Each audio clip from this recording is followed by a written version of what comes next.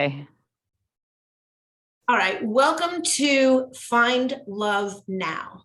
I'm Michelle Hoffman. This is an interactive workshop, and my intention this evening is to help you move the needle to get you closer to where you want to be. I have the honor of Leslie joining us, and I'm just going to let her chime in to start, and then we will get to work. But because she and I were just on a call together, and I asked if she might say something, I have no idea what she's going to share. Leslie, go for it.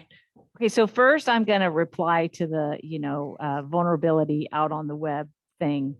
I had a huge issue with that. I really, and still do, want to remain anonymous to the extent that I can because of my particular profession. I don't need people searching my name and finding me on this video. I have not had any issue with it. So I like the fact that you are, KJF. I need glasses, which I'm not wearing. So I think that you share as much as you want to share, and and it's up to you to be the gatekeeper for that. But I am less concerned than I used to be. But as you'll notice, I also changed my name to just my first name because I don't need people Googling me and somehow finding my name. So there's that. That's all I'm going to say to that. So, so Michelle asked me to speak today, I think to give some kind of a testimonial. And so here I am, here goes. I have been working with Michelle for about a year and 3 months, I think.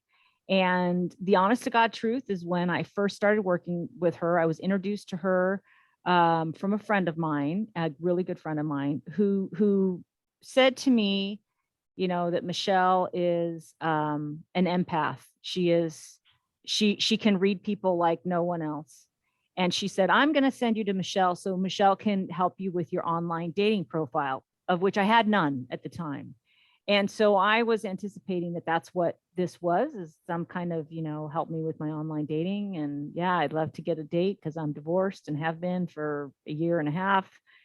And as it turns out, that's not what it was. That's part of it, but that's not what the entire thing was. It was a relationship in class. And then, of course, my first biggest hurdle was, Jesus, that's a lot of money. And it was a tough pill to swallow. I sent her the check, and then I immediately wrote her a message saying, I'm not sure it's worth the cost. And maybe I think you should send me my money back. And she didn't. Because I started working with her, and what I can tell you is her program is transformational. So I had the pleasure is not the right word, the pain of looking at all of my relationships and myself, and looking at what I contribute to relationships, and learning from one-on-ones with her and from group meetings that I have with her about relationship dynamics and the relationship cycle, and why we do certain things in relationship, and listening to other people and thinking, oh my God, I do the same damn thing. And so about 8.5 months ago, I started the online dating process, and I've gone through a bunch of different machinations. I've tried different services, and I've changed my profile.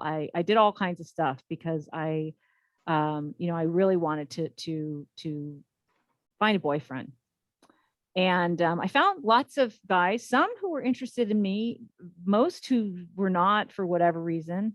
And I did what she said. I went out on dates, and my goal was always, can I just please get to date number 3? Date number 3, just get me to date number 3. And I had a couple where I got to date number 2, and I wanted to go on date number 3. And then I got hey, I found somebody else that I'm interested in. So sayonara, good luck to you. And I kept at it. And then a few weeks ago, I had a transformative interaction with my ex-husband, and I was like, that chapter's closed in my life. And I don't know if it was that in combination with all the other work that I've done, but I met somebody, And not only did I go on date number 3, but I went on date number 4, 5, and with a sleepover, which was like, woo! And anyway, so I don't think I would have even gotten to this point without Michelle's help. No how, no way. And looking back, we've done all kinds of exercises and so many self introspective exercises, and that guided me. And I think that have transformed me in terms of what I'm looking for and who I can invite into my life. And the guy I'm presently seeing, I keep asking myself, I vocalize it out loud. I'm asking myself, seems like I'm asking him. I keep saying, where did you come from? Like where, I'm speechless. And then I look back at all my notes of everything, of all my, different meetings with Michelle and the different groups that we've had and the guest speakers who have come. And I always write little snippets. I had a huge stack, I don't have it here anymore, of Post-it notes. And I transferred them all to an online, piece of paper. And then, and I decided to look at it after I met my guy, who happens to be, his last name is Wright, Wright. So his name is Mr. Wright. And I think it's so ironic. Anyway, so I was comparing Mr. Wright, the characteristics of Mr. Wright, to my list. And I actually recognized that I was looking for him with intention. And I identified what I felt were important traits in a relationship. I identified what are deal breakers. And I identified the nice but not necessary. And I had a list of, these are the themes of somebody I'm looking for. And I look over my list of 18 items or 13 items or whatever it is. And I'm like, Mr. Wright checks every box. And granted, right now I'm like, on cloud 9, kind of sailing around. I feel like cotton candy inside, and I've never, ever felt this way before. And for background, I was married for 20 years. And I would even go so far as to say, I don't think I felt this way about my first husband, my ex-husband, my only husband. But it, if you're on the fence of what you should do, all I can say is Michelle has some phenomenal skills. She's really good at reading you once you get to know her. And she's really good at kind of listening to your stories of people outside of you and surmising most of the time accurately what's going on with them that's triggering you. And she's not a therapist, but her help has been simply amazing. And and now, I look back at the money I spent and I said it was worth every damn cent. So that's what I have to say about Michelle Hoffman. She's a goddess. Oh, woo! Thank you. Okay. Thank you, Leslie. Is there anything else you want me to add about your program or anything? Any questions you want me to answer? Anyway. Anybody got any questions for Leslie? I'm just curious, how long have you been together now? With my new guy? With the present, yeah, Mr. With the Wright. present. Oh, not very long. Not very Okay. long. I mean, I curious. think our first date was something like 2 weeks ago or something. Yeah, this is new. It's very new. It's very new, but it's different, and it doesn't feel like infatuation. It doesn't feel like, the first guy that shows interest in me. There's something different about this guy. What do I say, Leslie? Enjoy the present. Enjoy the moment. You don't always know when it's wrong. But Okay. Yeah. Okay. So this is what Michelle has said, and I didn't believe her for a moment. She said, you don't always know when it's wrong, but you know when it's right. And and until about 2 weeks ago, my honest and sincere opinion of that was, that's a crock of shit. And now I will say, I think she's right. Because this is not, I've been infatuated with somebody before. That's not what this is. That's not what this is. Good. That was my next question. Yeah. How do you know if it's real? Yeah. Awesome. Anybody else? You're amazing. Thank you. All right. Well, I just encourage you guys, ask questions. She's a wealth of knowledge. And if you decide that you want to hire her, it's worth every penny. I feel fortunate to be a client. So Thank you. there you go. All right. Audio. Thanks, Leslie. Go and have a lovely evening. I know you will. All right. Now let's talk about all of you and help you get there so that you can do the same thing that she's just done. So real quick, do any of you have any like expectations or hopes that you might get out of this evening so I can be certain to achieve those goals for you? Everyone's kind of open mind. What was yours, Kurt? No, I was just going to say, trying to keep it up at 9. Oh, okay. And you've done it. Awesome. All right. My goal this evening is to help you understand a little bit about me. I don't have to be pushy in any way whatsoever. And all of that stuff is your choice. So don't worry about that. And then my goal this evening is also to give you a little bit of what Leslie was talking about. I had no idea what she was going to say, so hooray. But just giving you an understanding of what actually makes the difference. And it takes the guesswork out of dating. It actually takes the hard work out of dating. And I'm a relationship coach, as Leslie said. It's really all the relationships, the relationship with your inner voice, yourself, your physical self, your family, your kids, your community, your job, your colleagues, your parents, parent-child relationship if you're the child, parent-child relationship if you're the parent, whatever it is. All relationship with your pets is often very insightful. Because I can see the relationship patterns and help give you a broader understanding. So with that, I'm going to share my fantastic PowerPoint, which will amaze and dazzle you. Yeah, thank you. Thank you for your sense of humor.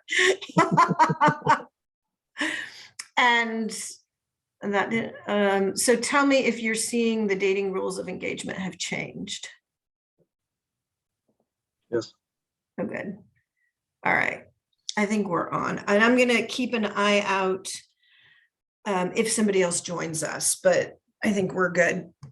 So essentially what I would like to do tonight is help you gain an understanding of how the dating rules of engagement have changed and what you can do about it. My feeling was, how do I find the right love for me? And a lot of people who come to me are at about this point where they're starting to ask themselves questions. I don't want to date online. I can't afford a bad date. My family can't afford me to go on a bad date. It's exhausting, frustrating, boring, disappointing. I'm too old, I'm too fat, I'm not rich enough, my position on the social hierarchy is enough, I have to wait till I get a promotion, whatever it is. It's like, I'm too undesirable, I'm too this, I'm too that, I'm too anything. Can't someone just knock on my door and deliver the right partner for me?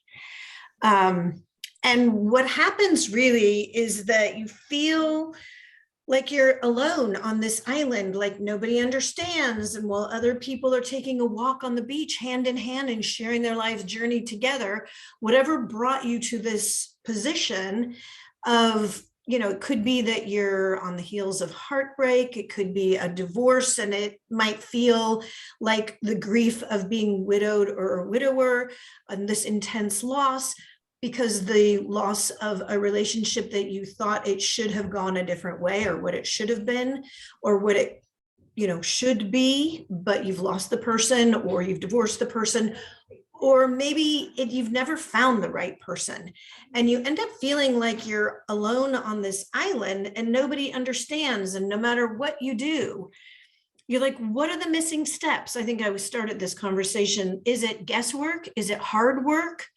Or is it the framework that I can provide for you so that you're actually sending out the right messages to attract the right person to you? And that's what Leslie was saying earlier, because first she needed to understand what relationshiping is, what just happened with the relationship that she went through that wasn't what she wanted it to be, and what does she do now? So, that was her journey. Your journey is your own. Each person has their own story. So I think it's beautiful to hear someone else's story and to see that they are coming to success and that she's feeling like a giddy, delirious teenager, like cotton candy. I asked, what does it feel like? She says it feels like cotton candy. So what I want to help you with tonight is to ensure that you're sending the right messages out to attract the people to you, because you deserve the right love for you. And it's actually very simple process to go through, even though if you're not there, you're wondering, what are the missing steps? Why am I not getting it? So this whole evening is about the first steps that I share with people so that they are done feeling lonely and they can find the right person. So this is another client. She totally just gave this to me unrequested, and she just went Hi, for my it. name is Terry Roseman, and I've been working with Michelle Hoffman at relationshipping101.com for the last several weeks, and it has changed my relationship with myself and with the online dating process. Whatever type of relationship you are interested in working on, Michelle Hoffman is the person to reach out to help guide and coach you through the process. I've went from not wanting to have anything to do with online dating to having fun with online dating. And I invite you to have fun with your relationships as well by reaching out to Michelle Hoffman at relationshipping101.com. Yeah, so you get to hear it in Terry's voice. So a little bit about so Kurt, you were asking, give us some testimonials. We want some real life success stories. Okay, there are a couple. I could talk your ear off, but this is about you. So I'm happy to share all. In fact, they will share, my clients will share all of their successes with you. They'd be happy to, because who doesn't want to share those stories? But let's get you closer to your success.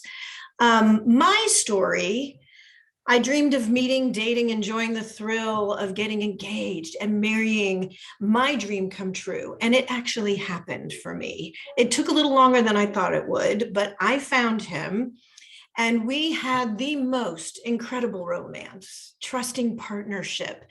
And we built a life together. We built a family together. And it was a small, quiet little life for us. It was perfect until he died, leaving me head of household, sole parent, and you guessed it, single. The pain of loss was so great, I wondered if I could ever love again. I figured it out. I created the guide to help others through these life challenges and live a full and happy life. And now people are coming to me to be their relationship coach. A little bit about my professional background. Here are some organizations that I've worked with, and I've helped adjust all of the relationships in their business and in their industries. And you probably recognize some of them. Here are my 2 international best-selling books that people are now coming to me for personal and professional relationshiping support. And I'm in the process of writing my 3rd book, which the working title is Find Love Now, thus the title of this workshop. And once the books got written, my publisher started putting me out and having me doing these red carpets events. And there's an ebook, audiobooks, paperbacks, book signing, interviews. It's a very interesting thing I never saw myself as an author, speaker, coach, but here I am. And now I have this crystal clear understanding of how to help people through how to attract, keep, and enjoy the right love in their lives, because the rules of engagement have changed in the dating world. And there is an art to relationshiping. And if no one taught this to you, or you didn't have the role models, or you didn't have the mentors, you don't really learn it at school, and you don't learn it at your friend's house, and your best friend can't really tell you. And it's a little bit different than what you may have thought it to be. If I can ask you the first question, are you relationship ready? And it's a very interesting question because I think everyone says yes to this question. I am relationship ready because I'm ready for a relationship. But when you're diving into the dating pool, my question really is, are you relying on someone to save you? Is that what you really want? And if so, when you're diving into the dating pool, can you identify the other people who are relationship ready so you don't run into someone who's going to drag you down, but that you're in a partnership with other people? So let me ask you this. You were talking about having an open mind. Wouldn't it be awesome if I could wave a magic wand, what would be your dream come true? And I want to bring you back to some of the things, our guest speaker, Leslie, was saying. I don't know if she said it on this call, but she was saying she couldn't believe that she found this Mr. Right because he checked all the things she was looking for. And they weren't really the superficial things, because those are actually not the most important things, but it's the core values and where you're at in what I call the lifetime relationship cycle of where you're at and what you're looking for in a partner to bring into your life to share the journey and adventures together. So let's take a moment and actually start to make this a little more interactive. What would be your dream come true? And I'll stop the share, hoping that I can come back to it. We'll see how it all goes. If I can promote these other people to panelists, I will. I don't know. Y'all are welcome to talk. You can go ahead and unmute yourself. What would be your dream come true? Let's just roundtable that for a minute here. Dream come true. What would it look like? Do you want me to FedEx your perfect partner to you? Because that's really what I wanted. Anyone? Do you want me to decide for you? Because I can try. Somebody who's ready to have fun. Yes, someone who's ready to have fun. Good. Anyone else? Someone who's ready to share life with you. Share life with you. That wants to stick around. Who wants to stick around? Yeah. Yeah, Martin. So I was wondering, someone who's got their life together, and I don't want to be the void that they try to fill. I just want to complement the relationship. I don't want to be the part that I'm missing, right? Right. Well, that's what I was saying. You want to find someone who is relationship ready when you're in the dating pool, because you don't want someone to drag you down with them. You want someone to level up to. And I'm just going to speak out of turn. Maybe someone who would enjoy co-parenting. Well, maybe I'm at the point right now that I'm pretty much open. Like, it's not really required or like needed. Been doing it for so long, so it will it's be. fine. Your kids want that. No. All right. Well, I'm still going to put that on your list because I get to make my wish list. You don't have to put it on yours. You don't have to put it on your dating wish list, but I'm going to put it on my wish list for you, because you boys are amazing, and I'd love for you to have someone who adores them as much as you do. Oh, thank you. Speaking of list, like I don't have a list, and I just go by vibe. If you I know want, you do. So that's guesswork, and I'm going to help you understand where an appropriate list would be, because it doesn't have to, oh my God, everyone's like, I want the person to be tall. I want them to be this. I'm like, that is so not what we're looking for. So that list, that's a good to have, whatever. But there's another list that's more important. All right, let's jump back in. I don't want to hold anyone off. Does anyone else have anything to contribute? Well, I agree with whoever said that they have to have their shit together. Have your shit together. Be relationship ready. Love that. Thank you. You're speaking my language for sure. Somebody who has interesting and open conversations and comfortable silence. Yes, excellent, excellent. That is excellent. Someone you can be quiet with and who's at the same intellectual level to be engaging and entertaining and interesting to you. So if I could wave a magic wand, that does sound like a dream come true. And it's not out of reach. I mean, KJF, you are so perfect because the way that you described who you're looking for, you already have clarity. Now it's just a matter of how do you send that message out? So one of the things that I want to share with you, and Leslie had alluded to this in her conversation, it's my perception that all relationships go through the same cycle, from chemistry to casual to committed. And I'm going to briefly speak to each portion of that.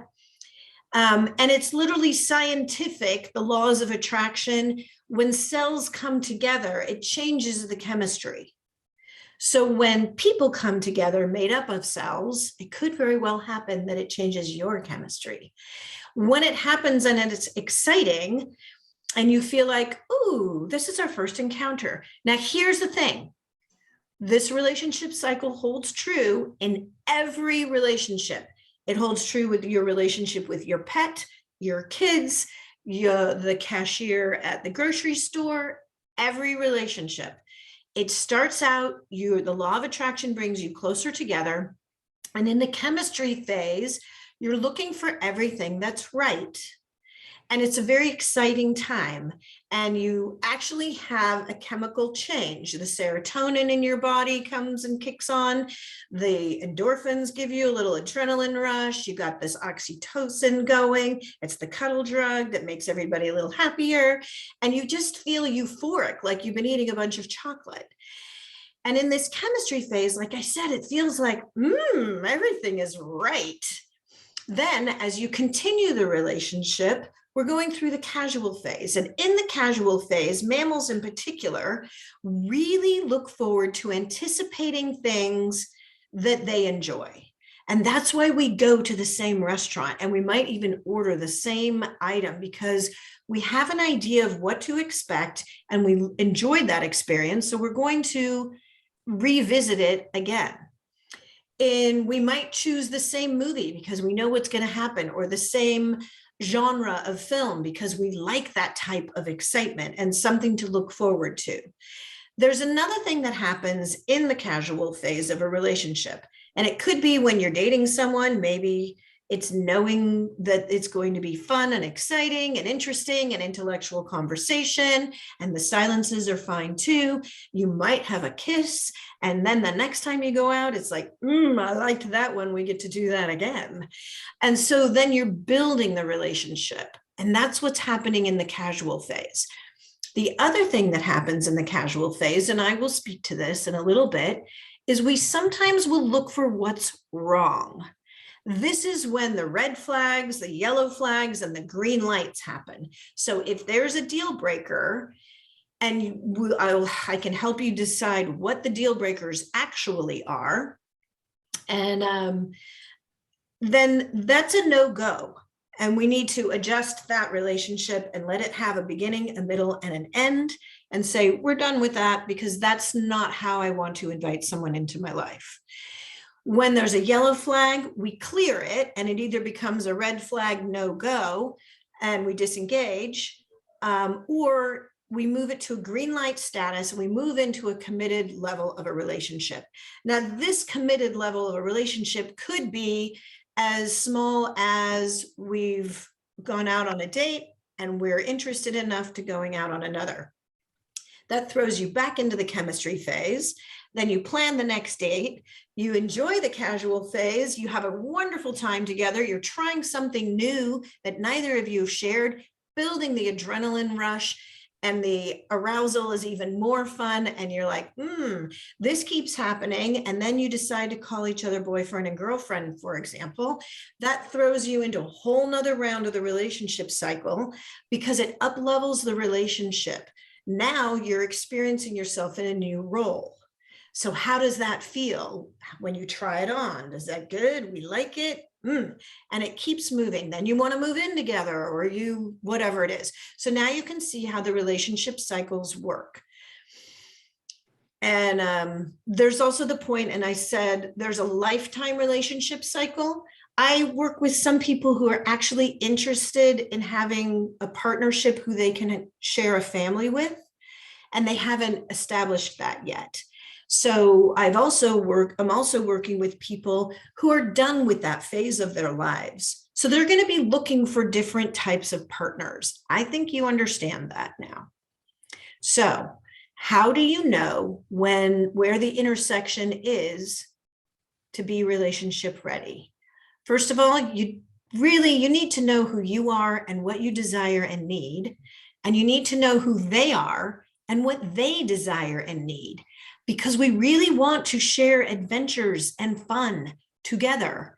And we want both people to be enjoying the adventures and the fun together. And here's, I'd sent some worksheets in advance. So if you've got pen and paper, you can do this one now. If you write it down, it will help you for the future. Much like a resume is something you design and put effort and energy and investment into for your career trajectory, I'm going to help you become relationship ready and have a clear understanding of your personal profile. You can use it as an online profile. More importantly, you need to know who you are well enough to invite the right person into your life. So one, when you see them, you know. And two, when you see them and know it's them, you'll know how to explain to them that you're the right one for them. So those are different levels. So I call this a roles exercise. And if you've got pen and paper, or I don't want to pull this off screen because I want you to be able to see it, but if any of you would like to volunteer, this is basically it. We're going to talk about who you used to be, who you are now, and who you are becoming. It sounds very simple. All of my activities, and I've decided to try and call them activities. I'm going to ask for your feedback on that instead of worksheets or exercises, because both those sound like they're going to take a lot of work. This is not going to take a lot of work, but it's going to make a big impact. So roles and activities, for example, if you've got a pen and paper or your computer or whatever, I'd like you to start itemizing a list of who you used to be. And I'm going to prompt you with some of my things. You used to be a daughter or a son. So this would be in the universe that I had in that picture before. You were a daughter, you were a son, maybe you were a sister or a brother, you were a friend, you were a student, you were an athlete, you were an artist, maybe you were an employee or an employer. Who did you used to be? You used to be a spouse. And then as you grew, you might be an ex or a widow or widower. So I'm looking for roles and identities. And you can get as deep as you want to in this, or as shallow. There's a reason for doing this exercise. So does anybody have anything that I maybe haven't added here?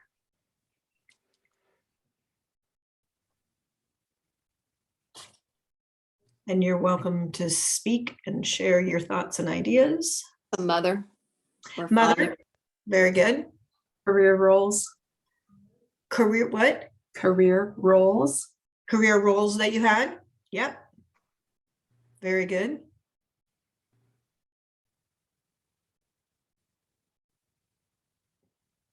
Okay. Next list. Who you are now. Now, as you saw in the Venn diagram, you may still be a daughter, a son, a sister, a brother, a friend, a student, an athlete, an artist, an employee or an employer, an ex, a widower, a parent. You may still be those things, but now there are going to be some other things that you're going to add on to the list and some that don't apply anymore, because you may not be a spouse any longer, or maybe you had never found that person, so that's not on your list. Maybe you've started your own business and you're taking responsibility for your own career, revenue, and resource. Maybe you've become a gymnast or a runner. Maybe you've become an athlete and it wasn't as high a priority as it was before. So understanding what's important to you now is key to this success. Okay, one more list. Who are you becoming? Oh, wait, does anybody want to add who are you now verbally? You want to share anything?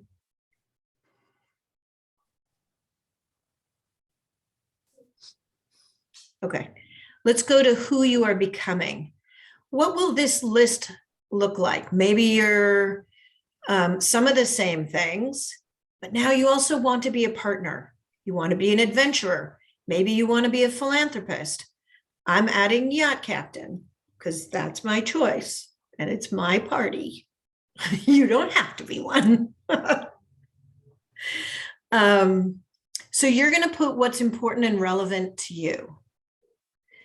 Maybe you want to retire. Maybe you want to be a world traveler. Do you have a bucket list item that you want to put here? So maybe you want to co-parent. Maybe you want to have a partner, I don't know, where you're living in different parts of the world. But to try and envision what life will be like is a valuable exercise.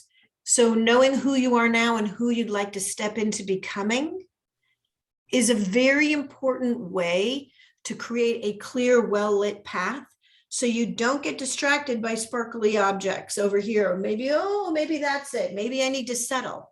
No. I'm not a settler person. Maybe you love your life so much that you're actually questioning, should I invite a partner in? Well, you're here for a reason. You want to make sure that you are leveling up in relationship. So you need to have the skills to make sure that this person is appropriate to invite into your life, and at what level and in what capacity. Okay. Was there anything that might have been illuminating in this exercise? Did anything come to you as new?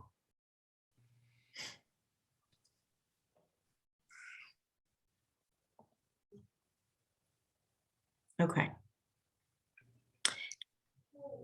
All right, here's the next one. This is something I do with every single person I'm working with. I've decided to share it with you now to see how it might land for you. This is called a confidence assessment.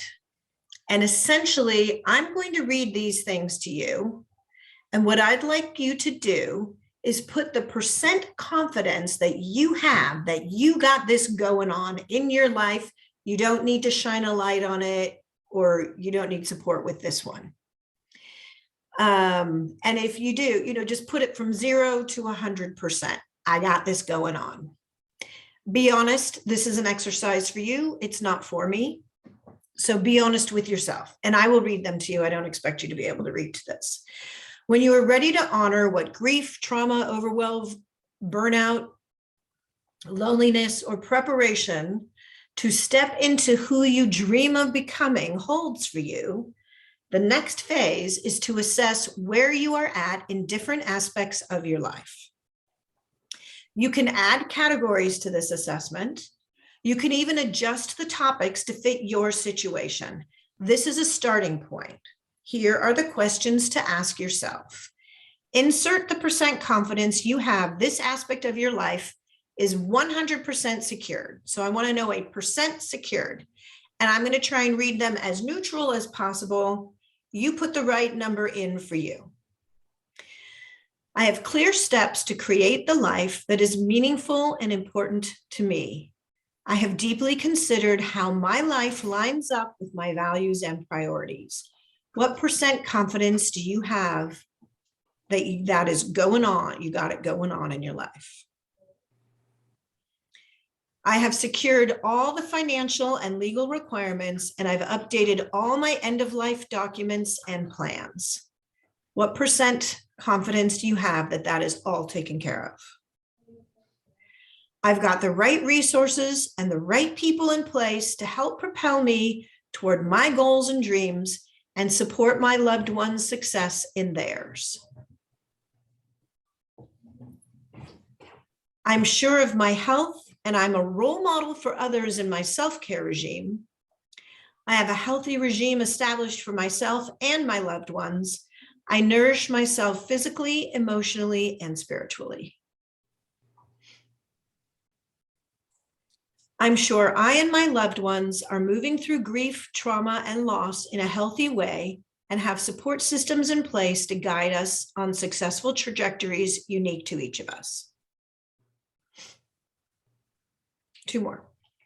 I'm surrounded by the right people and activities to guide me, and I can help others. I know how to address changes in relationships and how to develop new relationships. And 1 more. I find time to have fun and diversion doing things I love that replenish my energy so I can enjoy a life worth living. So as I'm writing down the answers to these questions or thinking about them, Yep. I think about this joke that I saw on Nextdoor today. Oh, good. And so it says this woman comes in to see her doctor and she says, you know, I have this problem. I'm farting all the time, but it's okay because they don't smell and they don't sound. And so it's totally fine. And the doctor gives her some pills. And she comes back a week later and she says, oh my God, I don't know what happened, but now my farts all smell. She's like, well, now that we fixed your sinuses, we need to work on your hearing. So I am thinking that like, I could say I'm 90% on all of these things, but I might just not be smelling my own farts. Thank you for that. Thank you. A good one. Okay, so here's the deal. And you lovingly presented it for me. Everyone thinks they are relationship ready. Really, they're ready for a relationship, but it doesn't mean they're relationship ready.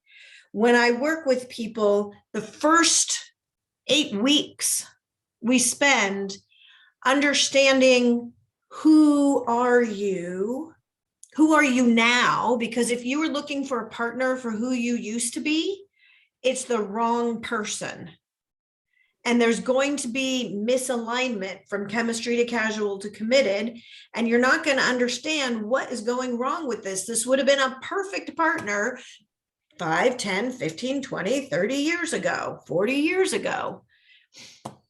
Well, you know, have fun, totally have fun. And it's important to understand how to attract the right person into your life and into your heart that will be appropriate for you at this phase of your life. That's a very different answer. So I'm sure your farts all smell like gardenias and roses or vanilla. I know mine do.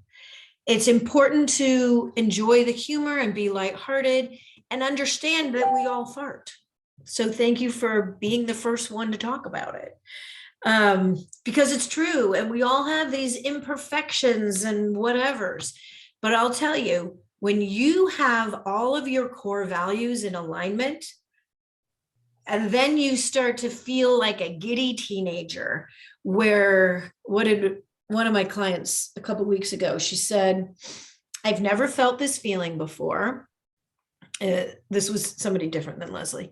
And she said, it's a systemic feeling. I feel it throughout my whole body that I'm okay. And that he thinks he hit the jackpot. And I feel the same way about him. And I know I have someone looking out for me, just like I actually want to look out for him. I don't ever have to be alone again. And it's like, finally, everybody gets a good night's sleep. It's fantastic. So to your point, when I'm working with people, this is one of the first things we do is we go through the activities. I could probably just get over it and call it exercises.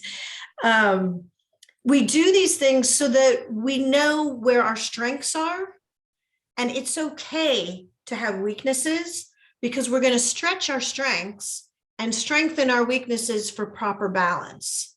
That's what this is. So what I do is I go through this exact exercise with people at the beginning when we start working together. 2 months later, 8 weeks later, I have them do it again. And the increase in the confidence they have in their life ranges between 135 to 330%.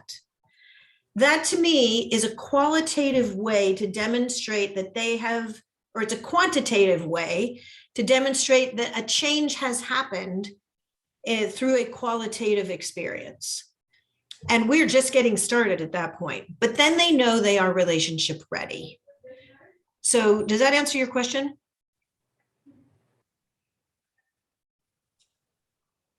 I'm going to say yes. Let me know if there's further questions. I'm here for you. So here's another thing that we work on, and we're going to work on it now. And it's about making the right decisions for you. I am not a healthcare provider. I'm not a therapist. I'm not an attorney. I'm not an accountant, and I am not your lover. Those things are off the table. I am your guide. And one of the things that I help people with is decision making. And in reality, I cannot make decisions for you. I don't wish to make decisions for you. I will ask, would you like me to listen, guide, or help? And if you need me to make suggestions, I will support my thoughts and ideas. All of your decisions are your own. For a clear, well-lit path to the next chapter in your life story and your love story, one of the things that I work on with people is to have a clear understanding of your core values. And the reason I do this is because if you are going to make decisions that outside of your core values, I am going to question it. Because who else in your life will? I will. So what we do in this exercise, and I sent this to you in advance. I don't know if y'all are like the A students. You don't need to be an A student to win in this class. If you downloaded it and started doing the exercise already, I have enough information for you here. You're not missing anything. But here's what we're going to do. I have several pages of this. I think they're kind of in alphabetical order, so you'll be able to see about where we're at. What I'd like you to do is on this page, list the things that are really important to your value system. And while you're doing that, I'm going to talk over you. Sorry. So the people who come to me are generally very intelligent. So you can do an activity and listen at the same time, or just choose which one you're going to pay attention to. I don't care. So go ahead and write give me the top 2, 3, whatever on this page. There are several pages coming. I had a client come to me and she was making decisions. She was seeking acceptance and approval from someone outside of her core value system. Now, all of us here would say, that's not smart. And this was a very intelligent person. But why would you seek approval from someone who had a very different set of values than you have? Not complementary values at all. Well, what if it's one of your parents? Then you think they have your best interest in mind, and you think they should behave a certain way, and you think they should give you their approval. But sometimes they don't. Are you ready for me to change the page? I'm going to give you a new list. Okay. So when this person was seeking approval for someone outside of core value systems, I understood why. Because when she was little, her father's value system was so valuable, and in fact, instilled the value system in her. She couldn't wait for him to come home from work. They would talk about art and philosophy and politics. They would get involved in high-level literature. And these are things she loves to this day. His values changed very much. And as a result, her seeking his approval was no longer appropriate. When we did this core value exercise, and we did it for her, and we did it for him, she finally understood that what she needs to do is understand who he is and who he is represented in her life, what value he brought into her life, and how she can honor and treasure that. And with that, she actually was able to connect with her father in a new and respectful relationship before he died. So she didn't have any of that lingering. It was a really important and impactful exercise. All right, can I turn the page? I still see people looking. Okay, we're up to the K's now.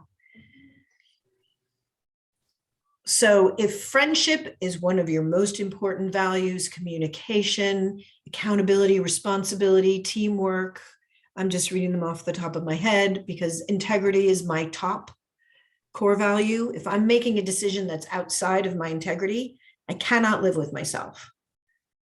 I can't make that decision because I go to bed with me. That sounded better than it was, but you know what I mean. There's like a way to say that that's not weird all of a sudden. I don't have it.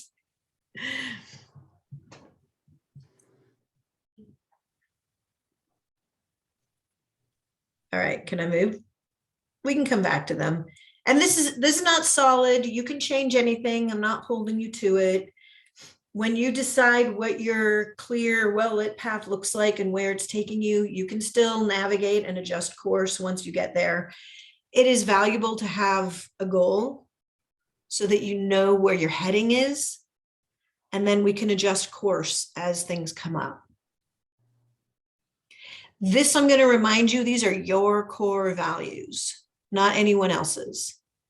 I do this exercise again with the core values of who you'd like to invite into your life. Can I go? I think we have one more page after this.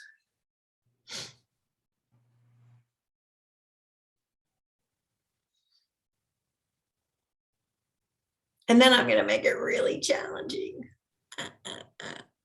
I said everything was easy. Watch, I'm going to give you one of the hardest projects ever in just a second.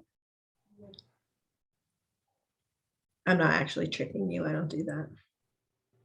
That was one of the things that I was talking with Leslie about. Just, I mean, I invited her because she and I were just on a conversation. Because I asked her, I said, did I ever ask you to do something that was, you know, 180-degree turn from who you are? She's like, never, never. It was always just one little inch in the right direction. But if you don't have the experience, sometimes you want to have the right framework so that your focus is very clear and it's a precision process. All right, ready for the last page? Some of them are blanks. You get to make up your own core values because these are not all for me to decide.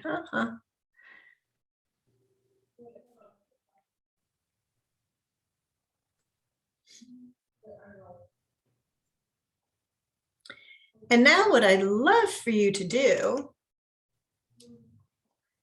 is take a moment, let me know if I can change this screen, and circle of the list that you just made for yourself, pick your top 5. That's the hardest thing I'm going to ask of you. Pick your top 5 core values.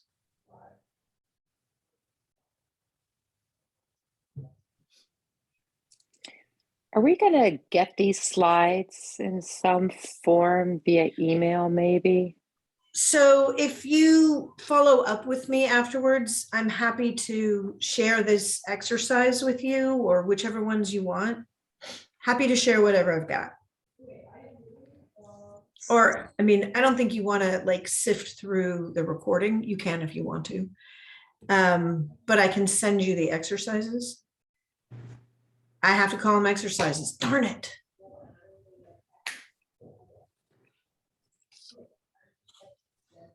Who was asking for that? Was that Karina? No. Yes?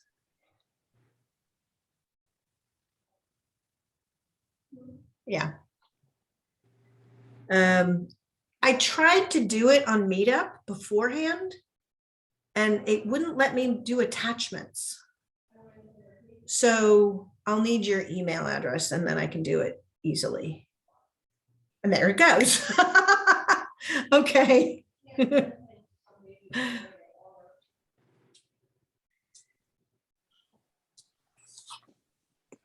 me copy that. I'm just going to put it in and get it going. You'll have an email in no time at all.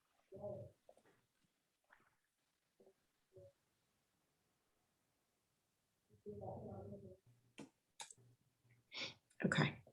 So who would like to share their 5 core values?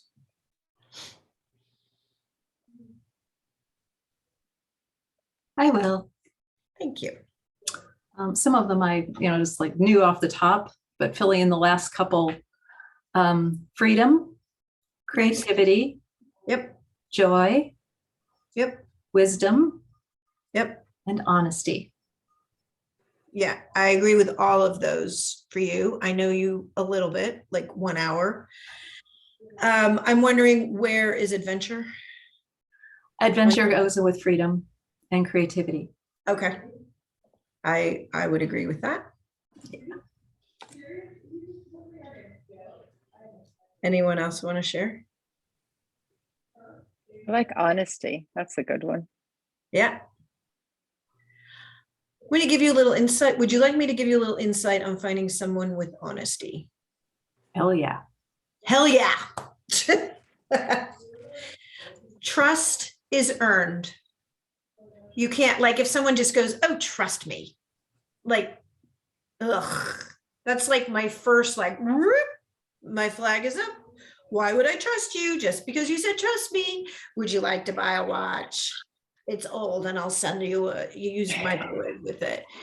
So the way to, and I call this up-leveling relationships. So all relationships go from chemistry to casual to committed. And this is a little bit more advanced message, but to up-level a relationship is through communication, trust, and respect. And the way that you do that, you only trust a little bit through the communication. And when you get to the casual phase of a relationship, you can anticipate what's going on.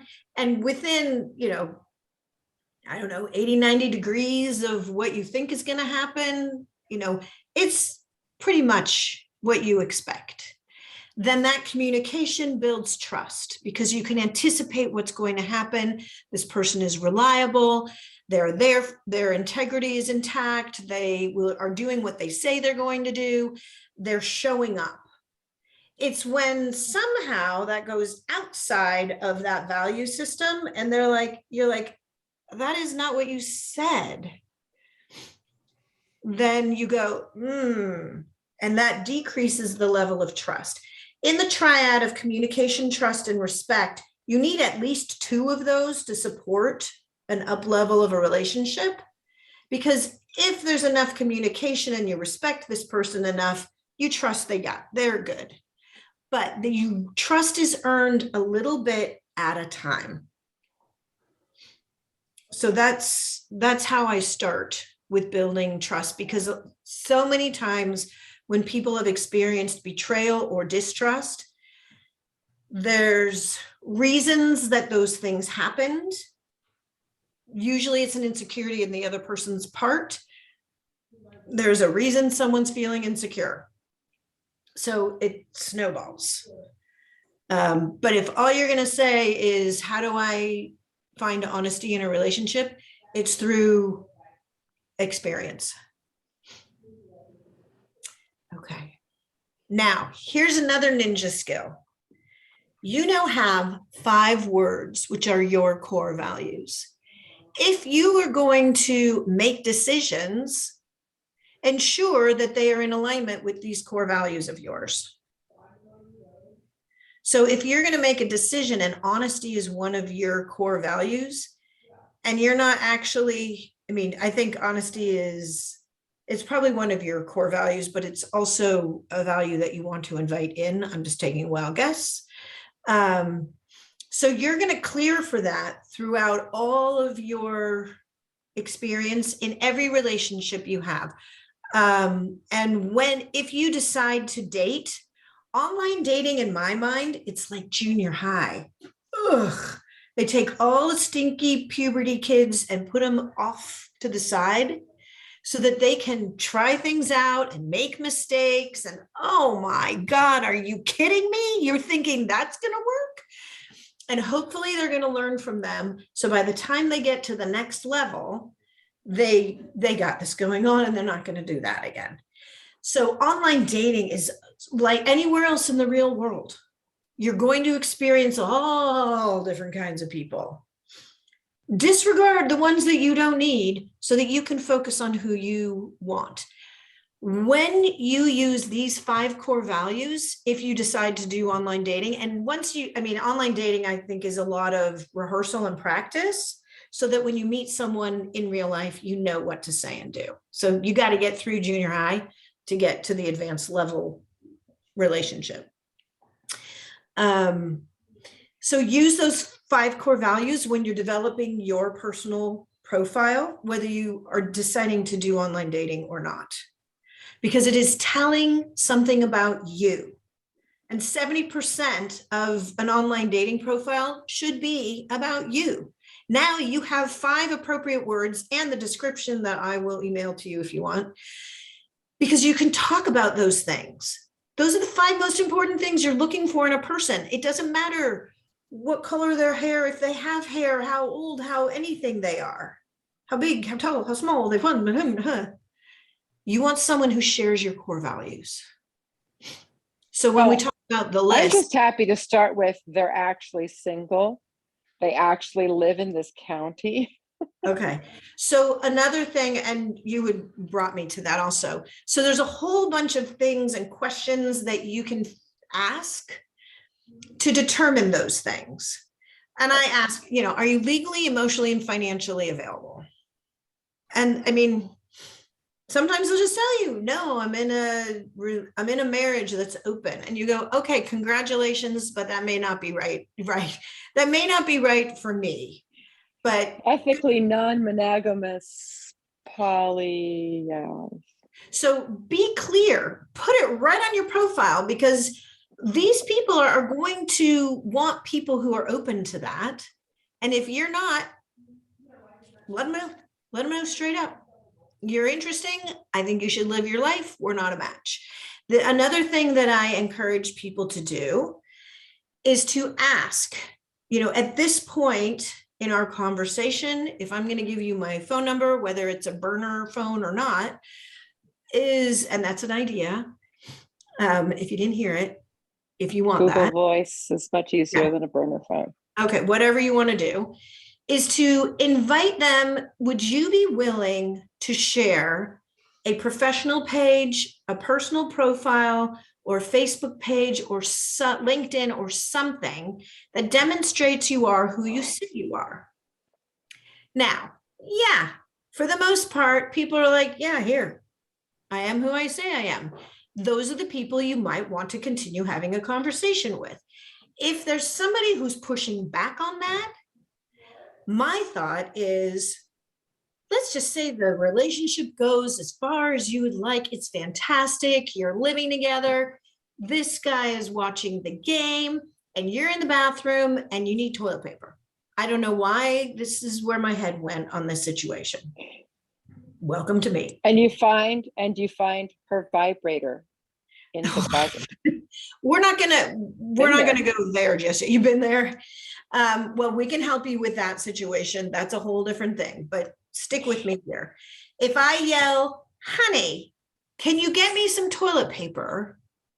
If this guy was willing to show me and demonstrate he is who he says he is, then he's probably going to be willing to stop watching the game for a moment, and he might miss a play to go get me toilet paper. And you know what? Evidently, that's really important to me. Will you make an effort to take care of me? That is a easy level of screening of would you be willing to demonstrate you are who you say you are? There's so many scammers, and I have so many ways to help you clear all of that. Like, I don't want to go into too much detail, but asking somebody who doesn't seem like they are who they say they are, if they're an off-country type person, ask them, who is the first lady? Any American citizen or somebody who's living in this country will know who is the first lady, and they'll know what you're asking and why you're asking it. You don't have to get into politics.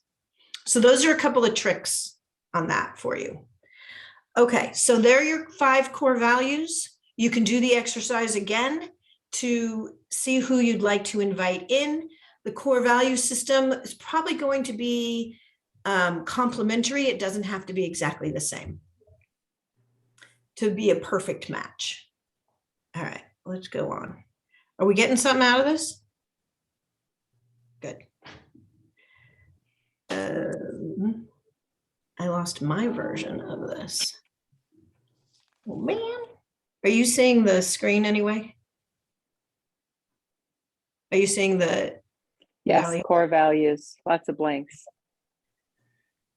I'm not. We're going to run on it. I'm just going to think that it's going to work. As long as you're seeing it, that's fine. I can play it from here. There are simple reasons why relationships don't work. Can anybody guess the 2 main reasons relationships don't work?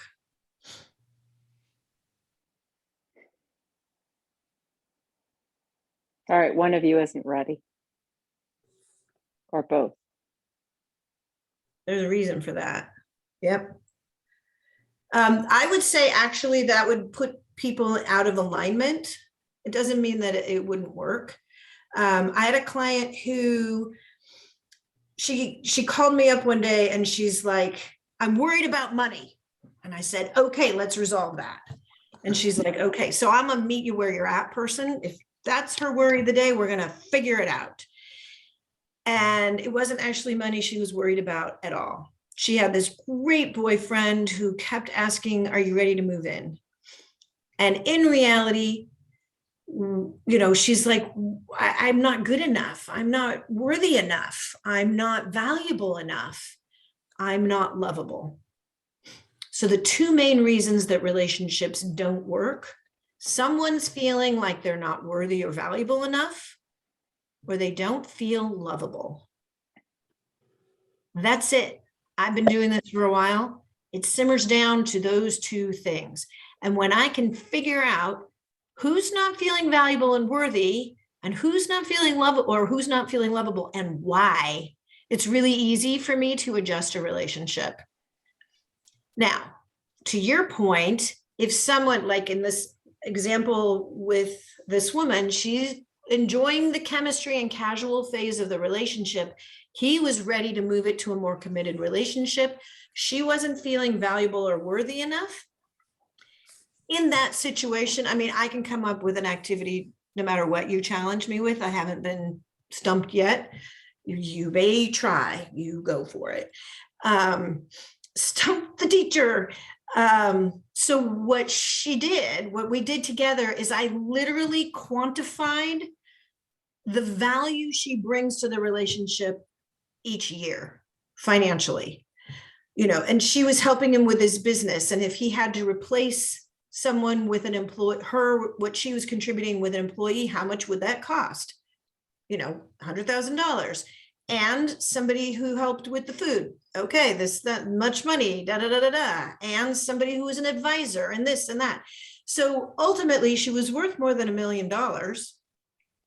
You all knew that before I started this conversation, but she didn't know it. She needed it in numbers because she's a numbers person. So we quantified it for her. And I'm like, what do you think that your boyfriend wants more than anything else? For me to trust him enough and that he is enough and that we could move in together. How do you feel about that? Are you worthy enough to be in a partnership with him? She loves this man. She's like, as long as, you know, now that she's understanding that she adds enough value to the relationship, she's like, yes. So, I mean, it was like the greatest gift to both of them. Guess what happened? Their expenses went down because they were sharing that. The money situation was solved. She's like, I don't know how you do it. Like, it's easy and fun for me. All right, let's figure out. The Thatcher effect. This is going to blow your mind. When you're looking at this picture of Adele upside down, your brain is actually doing something to make it comfortable for you to see this image. You may believe me, you may not. When you are preparing to go out on a date with someone, here's what you do. And you can believe me or not. Let's say, can you see only half my face right now? Your brain is figuring out what the rest of my face should look like. You're finishing the picture. You can't help it. You're wired that way. When I come back here, your brain goes, oh, I kind of know what she looks like, the kind of what I expect in, you know, regular form. She looks nice enough. We're good. Now, but when your brain is trying to figure it out and finish the picture, sometimes you finish the picture in the wrong way, or you're filling in the gaps, but it's not with the facts or the truth. You're filling in the gaps. Let me show you what that actually looks like. Apparently, our brain is fixing this so that we are more comfortable. So if you're having a relationship with somebody and you're making up a lot of their reality so that it's comfortable for you, you may not actually be in a relationship that is healthy and right for you. I'm going to put it back because it's much more comfortable to see it like this. And then we can see beautiful Adele as we know her. But do you see how that can happen? I mean, I always imagine like, I'm getting dressed. This guy's great. I'm going out on a date. He's everything I can imagine. I'm putting on my makeup. I'm imagining what our life is going to be like in the future. And then we get there and I'm like, literally, you cannot carry a conversation. So I have to adjust. I mean, I'm in a happy relationship now, but I had to adjust my expectations of the encounter and find out, how are we going to make this fun? Because now I'm on a different experience. But it was like, you are not who you said you were going to be. Ugh.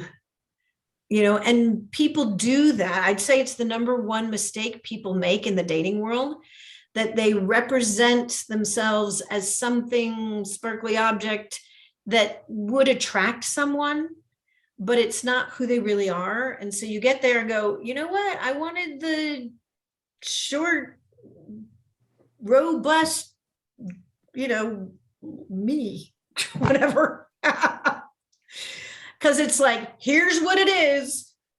And so I needed to find someone who was going to enjoy and adore exactly what this is, because I'm never going to be a whole lot taller. It's not going to work. So love this. And that works. Okay, so how do you screen for the wrong ones? And how do you screen for the red flags?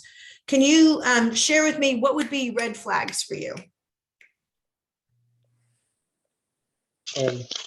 Talking about online dating red flags, or in general?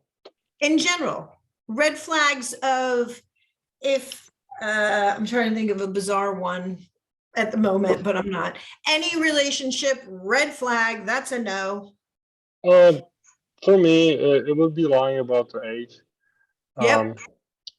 And then about the life in general, situation, job, relationship, family, past. Because once you learn about your past, you pretty much get to know, what is the story. And a lot of people are ashamed of their past, and just try to change it. So just keep it as it is. I mean, it can be really beautiful, but it just depends how they view it, right? That's for me. That's gorgeous. Thank you, Martin. And just keep it real. I mean, it's you don't. I tell my kids, like, every time they watch commercial, they want to buy everything, and I'm like, kids, this is commercial. This is not. This is like not it. It's only half of it is real, right? Everything else is like blemish and making it look great, just for you to buy it and go on whatever, click on it, right? And online dating is the same. I mean, people just present themselves to get as much attraction. Once you meet them in real life, you're like, wow, who is this person? Like, that doesn't even add up. Yeah, but you just have to go through it. I mean, it's not bad feeling. It's just something else. You just keep on going. I'm at the point right now where I don't even get upset about this. I'll just move on. It's just what it is. Excellent. Say that having signed up for many of these dating sites like 10 years ago when I first got divorced, you don't realize then that whatever age you put in is the age that you're never going to be able to change again. So even if now I'm perfectly happy to tell everyone I'm 54, I think my dating profile says I'm 51. It's like, okay, but I can't change it because the dating sites don't let you change your age, because then everyone would be playing with it. So just take that with a grain of salt. So Martin. I've seen people, so Martin, what you presented actually is really beautiful for Karina to hear, because you want to hear the truth in all the things. And if they're lying about their age, the reason people lie, think about when little kids lie.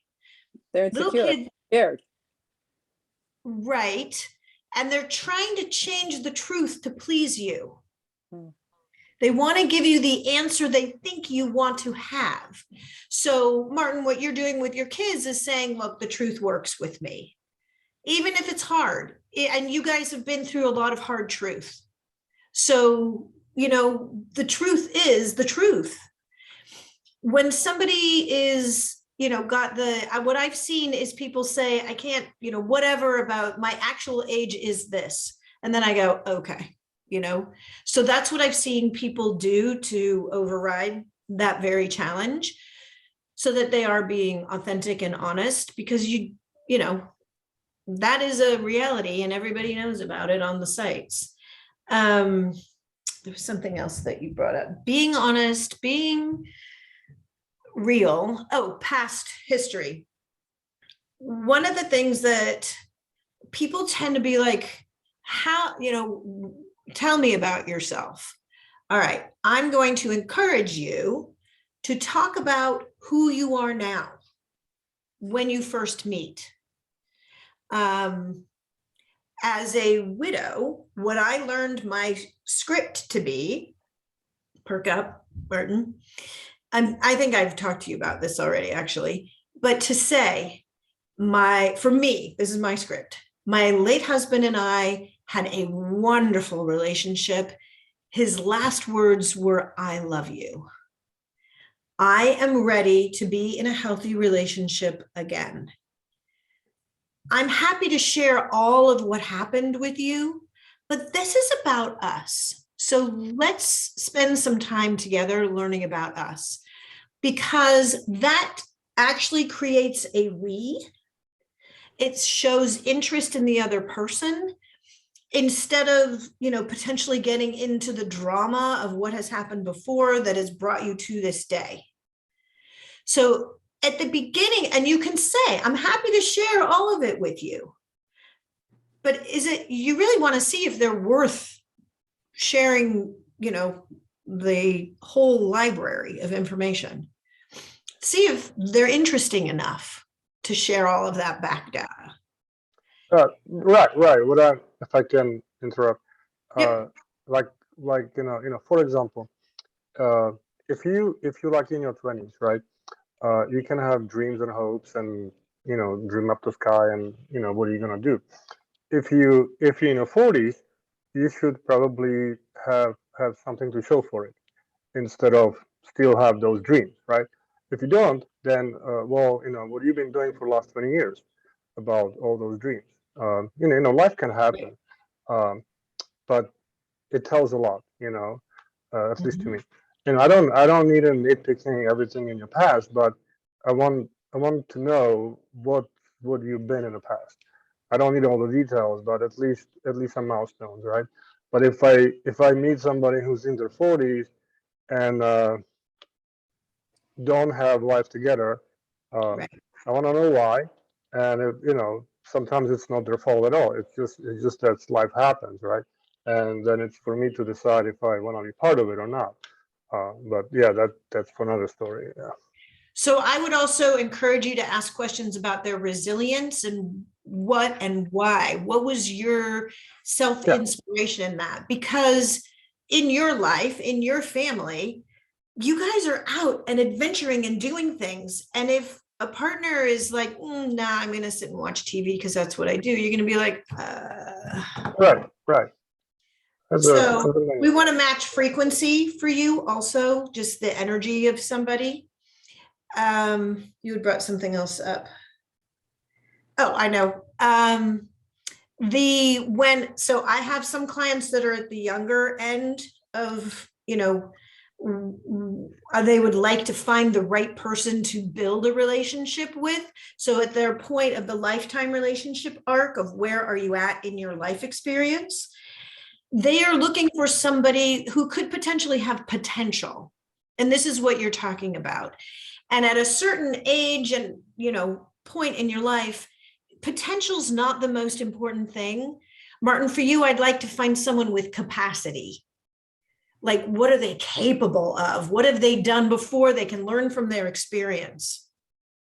Even if their experience has been a challenging one, there's something that they've gained from that challenging experience that would actually add value to whatever the two of you together are going to step into becoming. Does that make sense? No, absolutely, it does. Yeah. Great.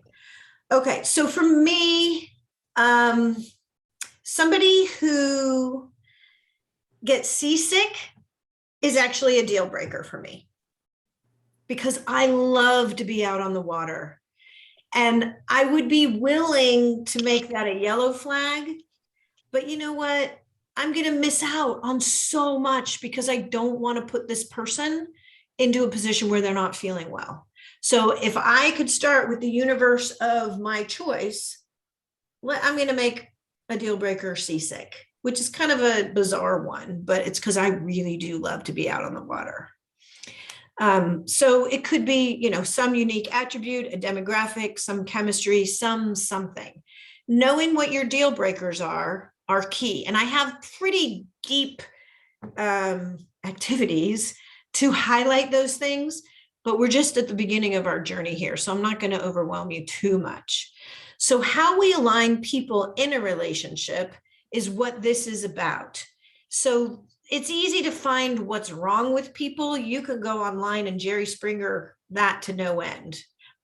I don't work with people who don't take responsibility and accountability for their part of the relationship. If you're not coachable, I can't help you. If you think everyone else is wrong and you're right all the time, there's no partnership in that. It's the rest of the world is wrong and you are right. So I don't work with those kinds of people. So let's talk about what's right, because that's actually harder to find. So what I've done here is I've put together some green flags that I've seen work. Now, the core values are more important. This would be the next level to seek. Someone who supports your personal growth, who's got long-standing friendships. Martin, I think you alluded to that. I met people who don't have any friends. And I'm like, why is that? How do you go through life without any friends? Have one. If you have one good friend, that's all you need. But you need to connect in the world. You're not an island. To be able to be vulnerable and share your open heart and know that you are safe is literally one of the most important things. It's one of the secrets of happiness. Spirituality for somebody who's very faith-based, hobbies, self-sufficiency, someone who honors your boundaries and is respectful, someone who has a sense of themselves. Martin, I think you brought that up, who's self-assured, because you don't need to go and like pluck, you don't need another kid. And everything else is blocked by the other stuff I have, so you can read them. So consider this. If your relationship challenge is that you're feeling stuck in the same patterns, or deep down you don't feel worthy, you don't trust yourself in intimate relationships, and you don't know how to navigate obstacles, and then your relationship dream come true would be that you know how to attract the right person and co-create a healthy relationship together. You can stop imagining it and start doing it. Here are some of the step-by-step things that I do to help people find the right person. They're not impossible. You did them tonight. The people who I work with are ready to be in a healthy relationship. They're coachable. If I say, with all love and honesty, you've got a blind spot, and I'm going to share that with you with love. You might be resistant at first, and I will hold space for you and ask if you want me to listen, guide, or help. And you can choose to listen to it or not. With this program, I've made it possible for people to get the clarity they need so they can trust themselves in all their relationships and navigate challenges. The recorded testimonial, her comment was, I'm only willing to put in as much time in online dating as I spend playing solitaire on my computer. That was what she was willing to invest. I said, okay, now I know what I have to work with. So that you'll no longer feel stuck and in the pain of loneliness and feel equipped to navigate to your dream come true. And by the way, she is in the dream come true relationship. She got there.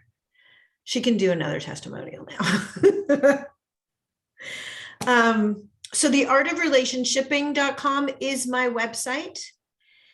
I will take this off screen in just a moment.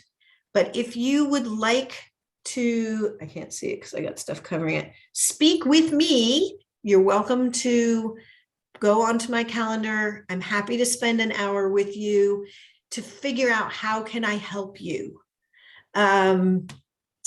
KJF, you and I did this recently. How did it go for you? I really felt met. Aw, thanks. Good. That's awesome. I love that answer, actually. Thank you.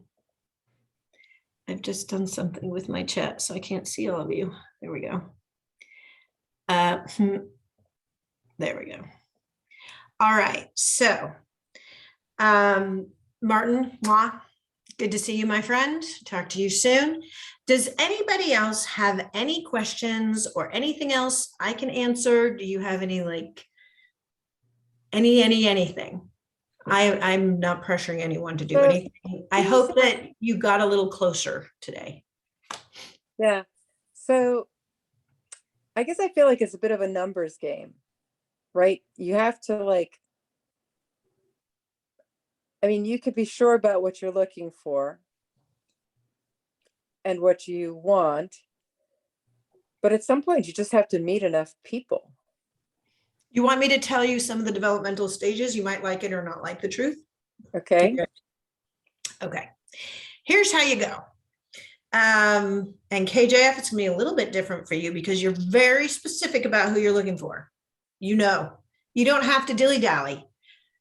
It's like walking into a stadium. Thousands of people, hundreds of thousands of people. Your favorite performer is playing and you have a ticket And you have to find your seat because next to you has been hiding, somebody's been hiding. Maybe that was you up until now. And you're going to sit down next to your match, to your perfect person. But to get there, you literally may need to sift through 100,000 people. It's a really good performance. So 150,000 people. You might go to the concession stand. You might be like, hey, you're cute. Hey, that's funny, whatever. And then you have to go, excuse me, excuse me, excuse me. And you're going to bump into a whole bunch of people on the way. So that could be a numbers game. The more clarity you get on who you're looking for, it's going to be easier. Then I also compare it to, like, I have a client in Manhattan and she's like, yeah, I got to go down my elevator and then into the lobby. And then I'm on the streets of Manhattan. There's people everywhere. I get on a subway. There's going to be someone who sits next to you. It does not mean that they are your match. You do not have to sleep with this person. You don't have to talk to this person, but they are in your life because they're sitting next to you during this ride. Then you might have people who say hello to you or whatever. Hey, you're cute. Heart, heart, heart. I like you. And then it's really how you respond or choose to respond.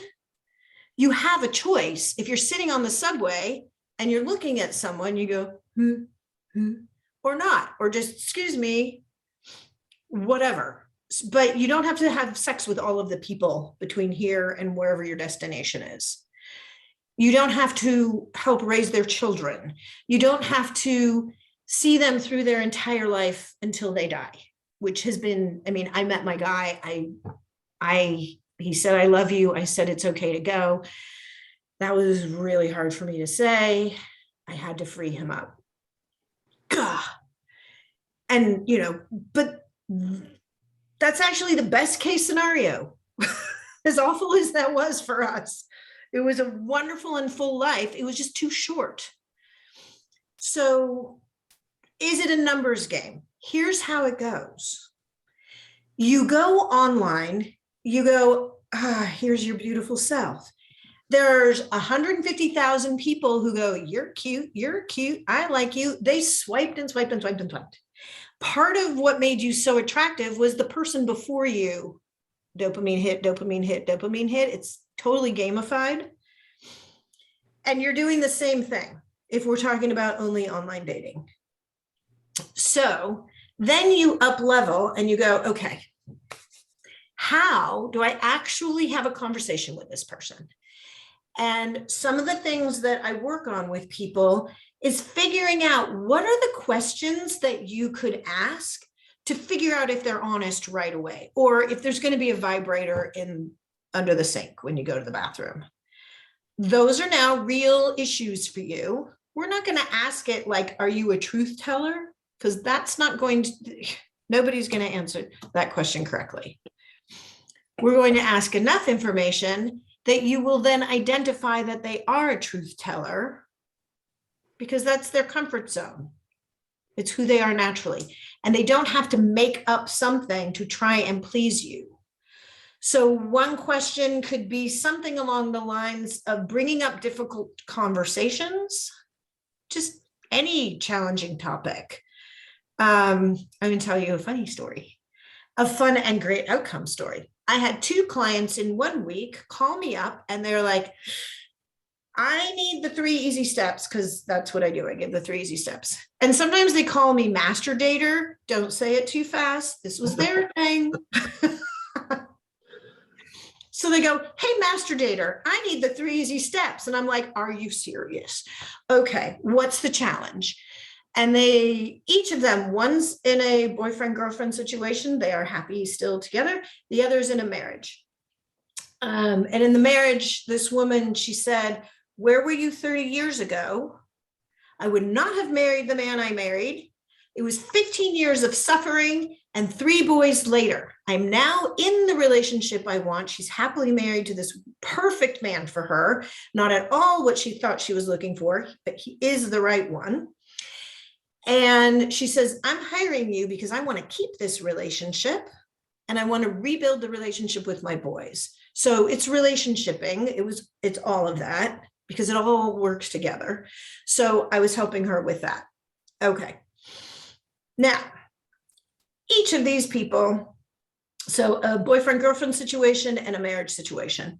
And in 1 week, each of them called and said, I need the 3 easy steps to raise a potentially relationship-ending topic. And I do not want to lose this relationship. What do I do? So I gave them the 3 easy steps. I said, if you do this exactly like I say, not only will you not break up, you're going to be closer than you've ever been, and you're going to have great sex tonight. Okay. The first one calls me the next day, and she says, I did the 3 easy steps exactly like you said, and I was nervous, and we are closer than we've ever been, and we had great sex last night. Thank you. I'm like, yes. So, and I consider sexual intimacy a very high level of communication. So communication, trust, respect, it all falls into that. The other one does not call me the next day or the day after. On the 3rd day, she calls me and she says, I had so much anxiety over this. I was so worried, did not want to lose this person. I did the 3 easy steps exactly like you told me. We have been having great sex for 3 days. I couldn't call you before now. Thank you very much. I'm like, so good. I get like stars or O's or something on my wall for that. So there's ways to ask questions to get the information that you need. I don't know. Honesty questions are going to be reality things like Martin was saying. Tell me what happened and then clarify, how did that really go? People lie because they want to paint a prettier picture than it is. So talking about things that aren't always so pretty and that you can be vulnerable and it's safe is a very different relationship. So if it's too pretty, I would be like, what was something challenging that you've gone through recently? And how did you get through it? I want to know, what's your resiliency? What's your strategy? One of my favorite questions to ask for my brilliant people on this call, and it'd be very fun if you want to come up with any answers to this question. Ready? What is something ordinary you have never done? Had a cup of coffee. Had a what? Cup of coffee. You've never had a cup of coffee. Excellent. I have met people like you, but not very many. What's something ordinary you have never done? Those intelligence, because there's a negative in there, a double negative. And it's, some people are like, I'm so extraordinary. One of my friends asked this of Richard Branson. Talk about extraordinary lives. He needed to come up with something ordinary. I don't know what his answer was, I'm sorry. But that's where it came from. So, and that has brought me miles of entertainment. And if somebody's like, I don't know, or they're like, skydiving, I'm like, wow, is that ordinary for you? Are you a skydiver? Get me some more information. So that's one way to clear some of those things. What other questions do you have for me?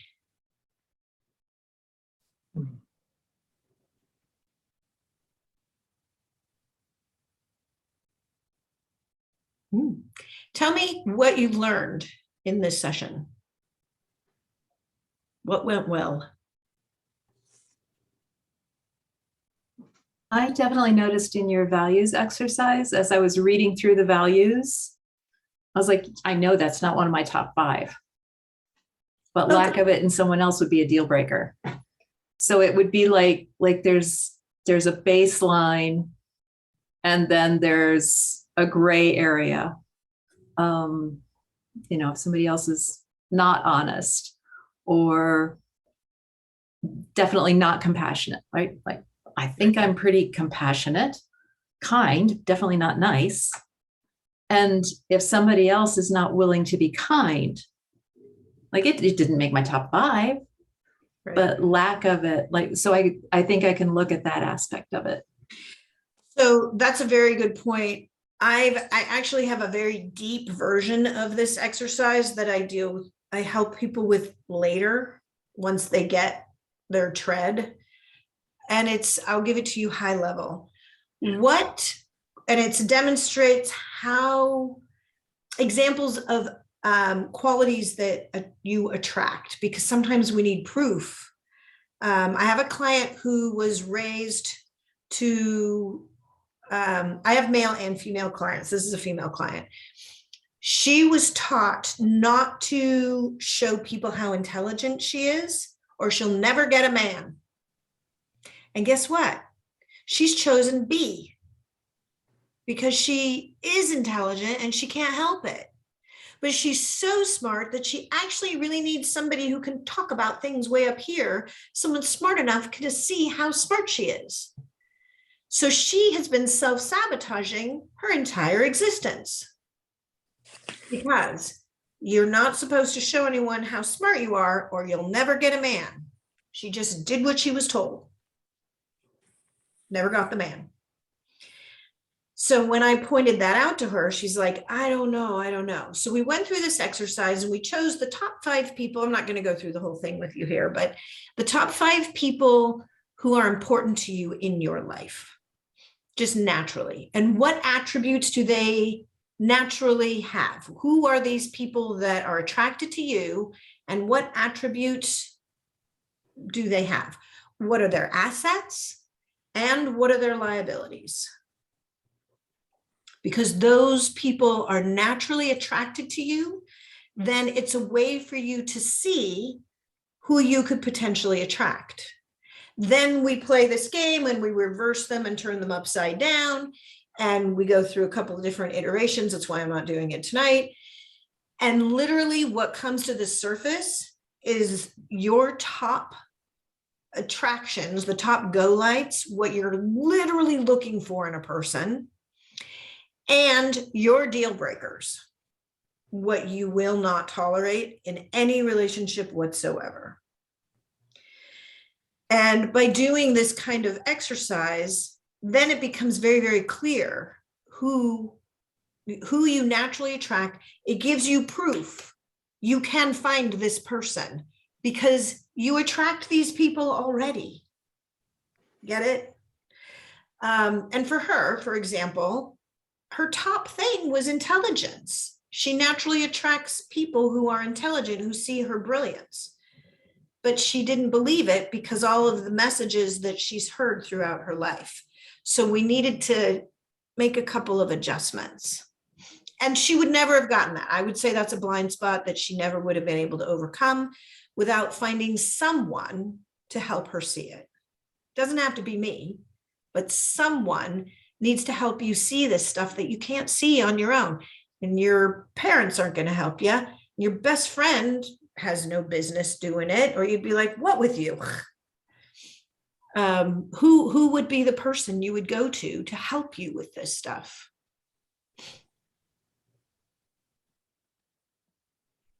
All right, on a scale of 1 to 10, did you learn anything of value that you will use moving forward? Just give me a number or put it in the chat or something. Let me see the numbers in the chat. Where'd my chat go? Great. About an 8. About an 8. Hey, I'd say that's pretty good. That sounds like time well spent. And I'm happy that we got time to share together. So if you would like to schedule time with me on a one-on-one, I am happy to extend that gift to you.